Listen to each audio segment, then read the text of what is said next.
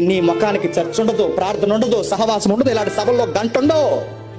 నీ వయసు ఉన్నప్పుడు నీ ఇష్టం వచ్చినట్టు తిరుగుతావు. నీ కళ్ళు బాగున్నప్పుడు నీ చెత్తంతా చూస్తావు. ఇప్పుడు కళ్ళు పోతాయి, ఇప్పుడు బైబిల్ చదివాలని వస్తావు, నీ కళ్ళు కనబడదు. నీ ఓపుకున్నప్పుడు ఇలాంటి సభలకు రావు, చర్చకు రావు. కూలి పనులు, వ్యాపారం, అది ఇది సంపాదన పోగేసుకోవడం అని తిరుగుతావు. ఇప్పుడు వయసు అంతా అయిపోయింది, ఇప్పుడు చర్చకు వచ్చి కూర్చుందంటావు. నిన్ను ఎవరు మోసుకొస్తాడు చర్చకి అడుగుతున్నాను. అయిపోయావు. ఒక పాట కానీ, ఒక ప్రార్థన కానీ, ఒక బైబిల్ చదువు కానీ, 60 ఏళ్ళ బతుకులో నీకు దేవుడు అని ఒక్కటి చూపించు. ఆ వచ్చిన మందిరం దగ్గర మూలుగుతూ కూర్చున్నా, వచ్చిన వాళ్ళందరికీ పేర్లెట్టి వెళ్ళిపో. ఏది నీ జీవితంలో దేవుడు భక్తి?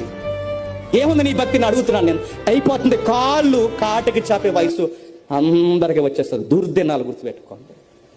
భయమో భక్తి, భయమో భక్తి, భయమో భక్తి. అందుకే రాత్రి చెప్పాను, తృప్తి కలిగిన జీవితం ఉంటే, ఉన్న దానితో సర్దుకుపోయి బతకడం నేర్చుకుంటే, మిగిలిన టయాన్ని దేవునికి ఇవ్వడం స్టార్ట్ చేస్తే, నిన్ను మృదువు వచ్చాక ఎత్తుకొని వాడు నీ యెహోవా. గుర్తుపెట్టు.